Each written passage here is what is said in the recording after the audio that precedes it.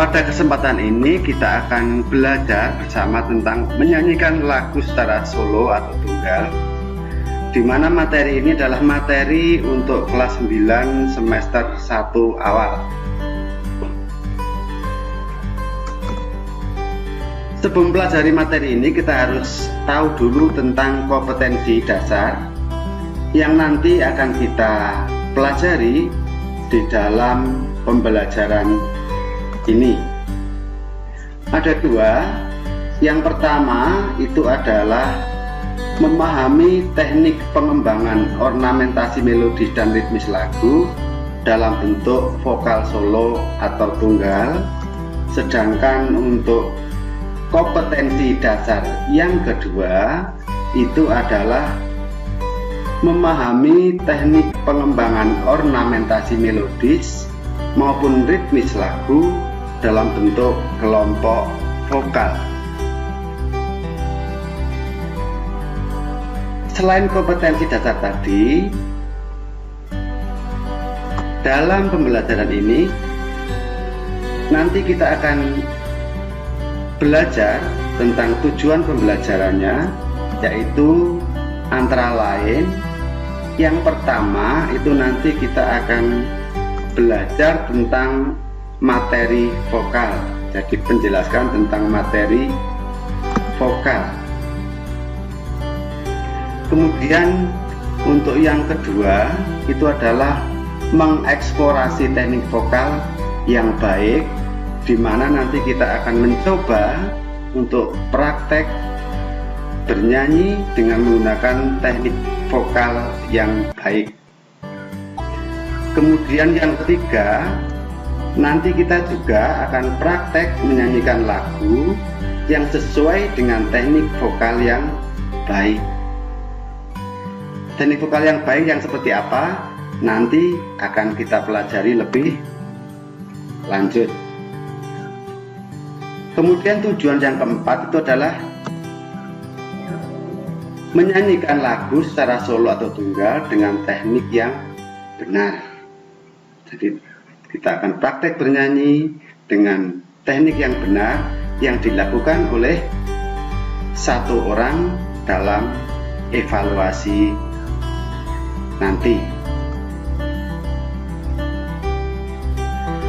Kemudian untuk materi yang akan nanti kita dapat di dalam pembelajaran kali ini ada beberapa. Di antaranya untuk materi yang pertama itu nanti kita akan belajar tentang atau praktek tentang menyanyikan lagu secara solo atau tunggal, di mana di dalam menyanyikan lagu secara solo atau tunggal ini nanti kita akan belajar tentang bentuk penyajian vokal yang kita tahu sendiri bahwa bentuk penyajian vokal dalam teknik vokal itu dapat dibedakan menjadi beberapa macam. Yang pertama, disajikan secara solo. Solo itu artinya adalah tunggal atau seorang diri. Jadi bernyanyi yang disajikan secara solo artinya adalah bernyanyi yang dilakukan oleh satu orang saja. Kemudian yang kedua itu adalah duet. Duet sendiri itu artinya adalah kegiatan bernyanyi vokal yang dilakukan oleh dua orang dengan melodi yang berbeda.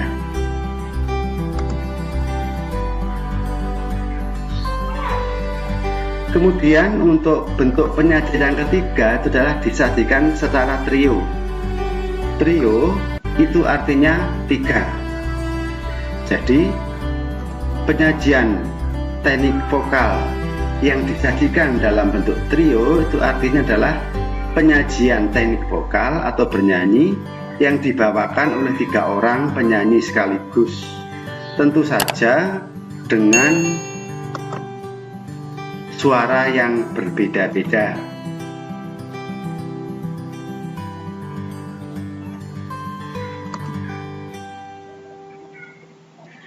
Kemudian kita sampai pada yang keempat, yaitu vokal grup.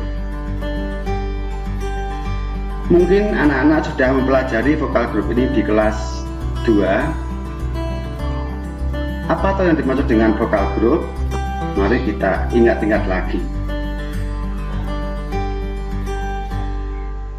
Vokal grup itu adalah kegiatan sekelompok orang yang menyanyikan lagu secara bersama-sama dengan pembagian suara tanpa menggunakan dirijen atau konduktor untuk aba-aba atau keseimbangan dari lagu. Jadi ciri khas dari vokal grup itu adalah tidak adanya seorang dirijen atau konduktor.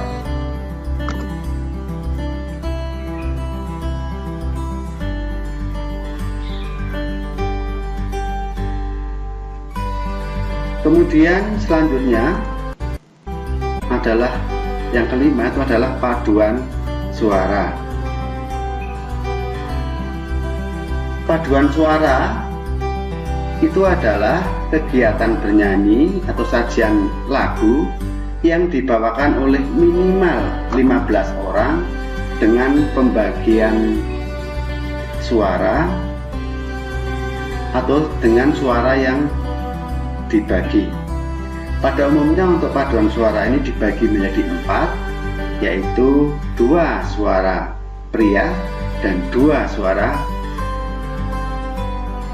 wanita atau dikenal dengan istilah SATB. Namun selain itu juga ada yang disebut dengan paduan suara sejenis, di mana dilakukan oleh pria saja atau perempuan saja, yang biasanya maksimal suaranya adalah dipecah menjadi 3 suara.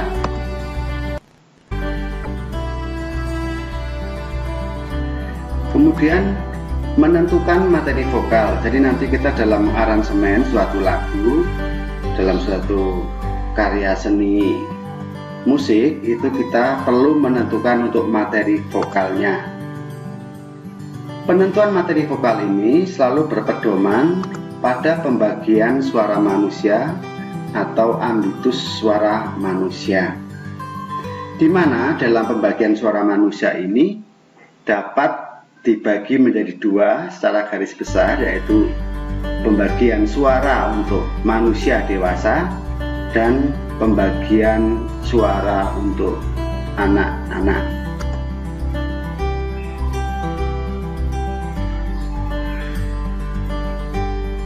Pembagian suara untuk manusia dewasa dapat dibagi menjadi 2 lagi, yaitu suara dewasa pria dan suara manusia dewasa wanita atau perempuan.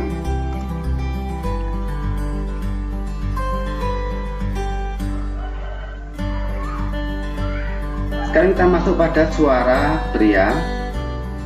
Suara pria itu dapat dibagi lagi menjadi 3, yaitu yang pertama itu adalah suara pria tinggi atau disebut dengan tenor, di mana ketinggian suara tenor ini adalah dari C1 sampai A, dari C kecil sampai A1. Kemudian untuk suara sedang pria itu disebut dengan bariton, di mana untuk wilayah suara bariton ini adalah dari A besar sampai D1.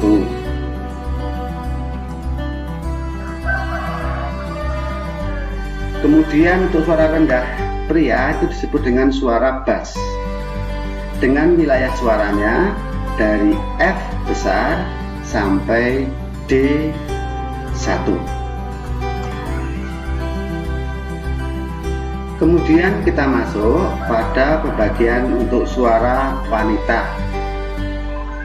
Suara wanita yang tinggi itu disebut dengan sopran. Biasanya untuk suara tinggi wanita ini wilayah nadanya adalah dari C1 sampai A2. Sedangkan untuk suara sedang wanita itu disebut dengan istilah mezzo-sopran, di mana untuk wilayah nada dari mezzo-sopran ini adalah dari nada A1 sampai dari nada A kecil sampai nada F2. Kemudian untuk suara yang ketiga untuk wanita atau suara rendah wanita itu disebut dengan suara alto. Biasanya untuk suara alto ini wilayah nadanya adalah dari nada F kecil sampai nada D2.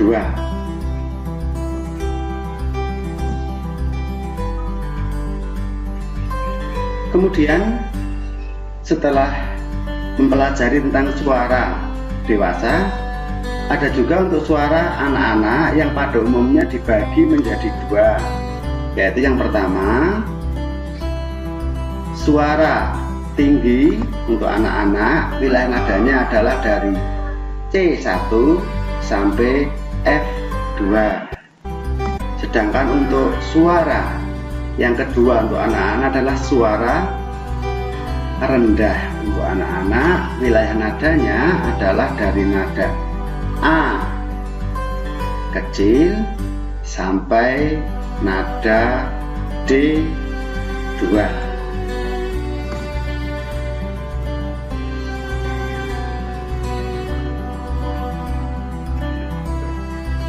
Kemudian yang selanjutnya atau yang B itu adalah berlatih teknik vokal yang baik. Apa saja yang ada dalam materi ini? Mari kita simak bersama-sama. Yang pertama, teknik vokal yang baik itu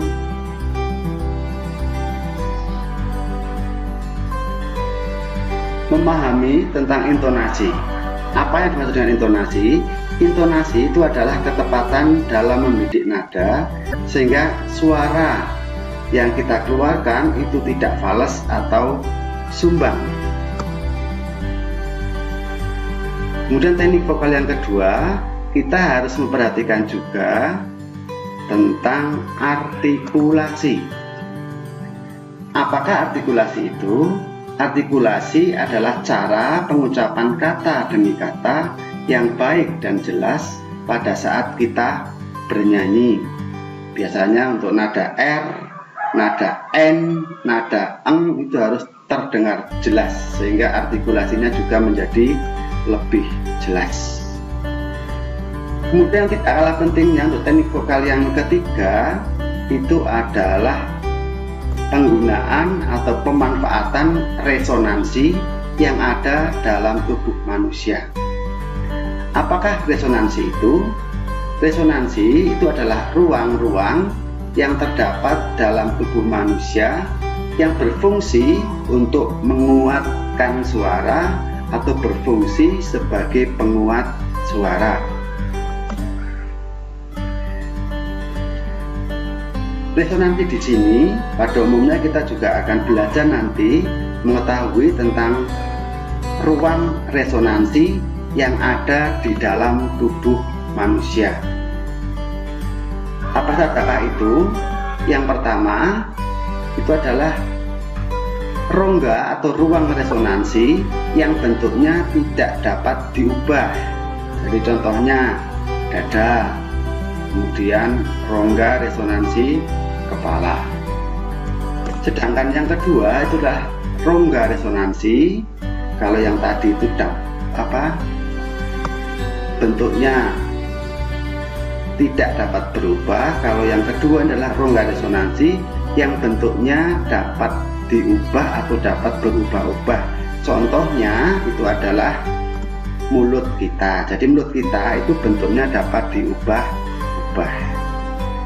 Kemudian untuk teknik vokal yang keempat itu adalah memahami tentang frasering lagu. Apakah yang dimaksud dengan frasering? Frasering adalah pemenggalan kata dalam kalimat musik menjadi bagian-bagian yang lebih pendek, tetapi tetap mempunyai kesatuan arti dari lagu yang kita nyanyikan. Jadi frasering intinya adalah pemenggalan kalimat di dalam lagu.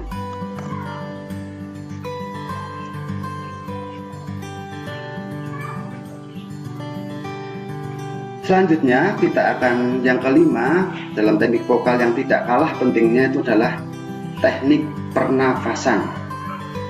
Jadi pernafasan yang kita lakukan itu beda dengan pernafasan pada saat kita bernyanyi. Pernafasan pada saat kita bernyanyi biasanya kita kenal dalam 3 macam pernafasan. Yang pertama itu adalah pernafasan dada. Jadi pernafasan dada itu pada saat kita menghirup udara, dada kita menjadi membusung. Kemudian kalau kita keluarkan, dada kita menjadi mengempis. Namun pernafasan dada ini kurang efektif.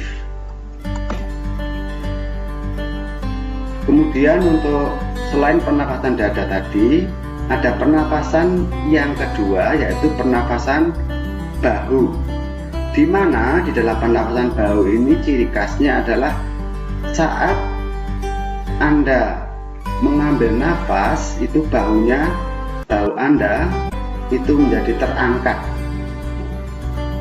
Pada saat pengambilan nafas bahu terangkat, kemudian pada saat mengeluarkan nafas bahu Anda itu menjadi turun.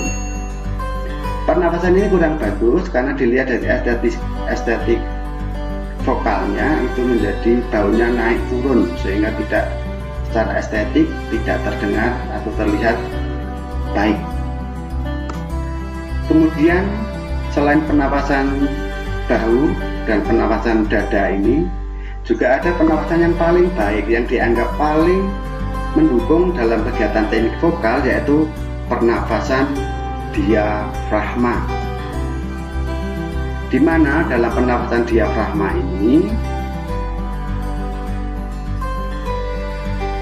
perut kita itu pada saat mengambil nafas perut kita menjadi sedikit membesar, pada saat kita mengeluarkan nafas perut kita menjadi mengecil.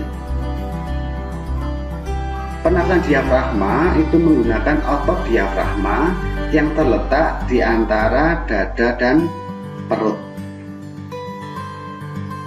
Nanti dalam pembelajaran tatap muka akan kita jelaskan letak dari pernafasan diafragma ini, supaya anak-anak bisa lebih paham apa yang dimaksud dengan pernafasan diafragma. Kemudian untuk materi yang selanjutnya yaitu pembawaan di dalam bernyanyi. Apa saja pembawaan dalam bernyanyi itu? Nanti pada saat kita praktek atau belajar bernyanyi, hal yang paling diperhatikan yang pertama itu adalah tentang sikap badan. Sikap badan pada saat bernyanyi itu harus tidak boleh kaku, rileks. Itu sikap badan yang baik pada saat bernyanyi. Kalaupun duduknya harus tegak. Kalau berdiri juga harus dengan sikap badan yang tegak. Itu yang pertama untuk teknik atau pembawaan di dalam bernyanyi. Kemudian selain dari sikap badan tadi, kita nanti juga akan praktek bersama tentang pembawaan atau teknik bernyanyi atau pembawaan dalam bernyanyi yang menekankan pada ekspresi. Ekspresi itu apa? Kalau ekspresi adalah cara pembawaan. Ekspresi adalah pengungkapan dari suatu lagu. Jadi kalau lagunya itu sedih, ekspresinya juga harus sedih. Di dalam ekspresi ini ada beberapa hal yang perlu diperhatikan. Yang pertama adalah tentang teknik penjiwaan dari lagu, yaitu cara untuk menguasai teknik-teknik bernyanyi dengan cara merubah dinamika atau volume suara kita, sehingga lagu yang kita nyanyikan itu lebih enak didengar. Kemudian hal yang kedua yang tidak kalah pentingnya dengan hal yang pertama itu adalah memilih dan menghidupkan tempo yang tepat dari suatu lagu. Kadang-kadang kalau kita bernyanyi, kita tidak memperhatikan tempo. Lagu yang sedih biasanya temponya lambat. Kalau dinyanyikan dengan cepat, maka lagu kesan sedihnya itu menjadi tidak ada kesan sedihnya. Demikian juga sebaliknya. Kalau ada lagu yang harusnya cepat, bersikap riang atau bersifat riang, kemudian dinyanyikan dengan lambat, itu sikap atau sifat lagunya yang riang itu kemudian menjadi hilang. Oleh karena itu, inilah pentingnya untuk memilih dan menghidupkan tempo dengan tepat pada saat kita bernyanyi. Kemudian yang selanjutnya, yang ketiga, itu adalah pengungkapan nyanyian. Apa yang dimaksud dengan pengungkapan nyanyian itu? Pengungkapan nyanyian adalah mengungkapkan suatu lagu atau memilih lagu yang memancing gerak-gerik dari tubuh kita. Misalnya ada lagu yang maju 3 langkah, goyang kepala dan seterusnya, itu ada gerak-geriknya, ya, sehingga pengungkapan nyanyian itu menjadi lebih jelas dengan gerak-gerik kita.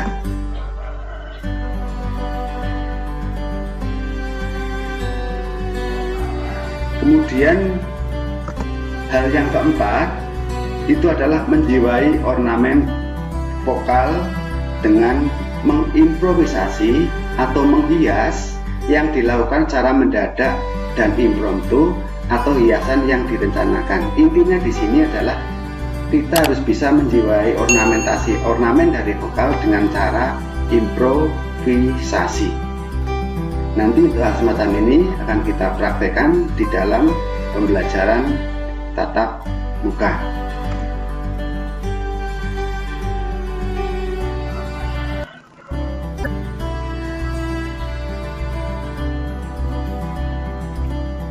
Kemudian langkah yang tidak kalah pentingnya adalah menjiwai ornamen lagu. Ornamen lagu adalah hiasan-hiasan yang ada di dalam suatu lagu. Biasanya ornamen lagu ini tertulis, tetapi bila tidak tertulis itu namanya adalah improvisasi dari suatu lagu. Itu aja untuk yang kelima ini. Kemudian untuk yang selanjutnya, yang keenam, itu adalah menjiwai tentang dinamik. Apa yang dimaksud dengan dinamik? Dinamik adalah cara membaca keras dan lembutnya dari suatu lagu. Jadi kita harus bisa bernyanyi dengan dinamik yang tepat. Kalau lagunya itu keras, ya kita nyanyikan keras. Pada saat lagunya itu harus lembut, ya kita menyanyikan dengan lembut. Itulah yang dimaksud dengan menjiwai dinamik. Kemudian yang tidak kalah pentingnya untuk yang ke-7, yaitu menjiwai tentang pengucapan. Jadi apa yang kita ucapkan dari lagu yang kita nyanyikan itu harus bisa kita jiwai untuk kita sampaikan kepada pendengar kita atau yang mendengarkan pada saat kita bernyanyi.